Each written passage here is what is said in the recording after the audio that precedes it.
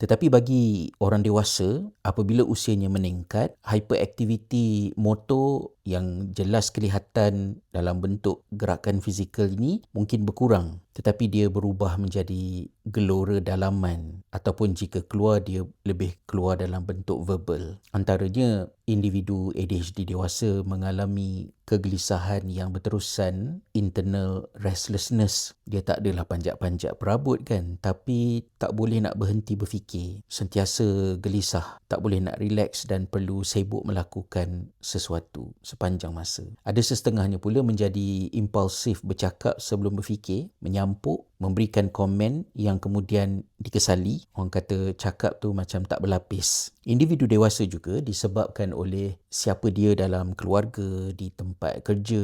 Dia juga mungkin melakukan banyak keputusan tanpa cukup berfikir. Begitu impulsif dalam keputusan yang dibuat terhadap sesuatu. Sekecil nak beli ataupun tidak beli, ataupun dalam perkara-perkara yang lebih besar dan ada risiko yang lebih serius. Jadi sama ada kanak-kanak ataupun dewasa, individu ADHD dalam kategori inhibition ini sering gagal menghalang reaksi emosi awal dia, dan ini menyebabkan mereka kelihatan seperti cepat marah, mudah kecewa, kurang sabar dan mempunyai toleransi yang rendah terhadap tekanan pada satu-satu masa. Satu benda yang agak teknikal, saya ingat Profesor Russell Buckley ada mengatakan bahawa jika seseorang itu impulsif dalam tindakan, dia juga impulsif dalam emosi, kerana emosi dan tindakan itu adalah satu unit yang sama. Dan ketika saya membuat rakaman video ini, kita berada di dalam bulan Ramadan.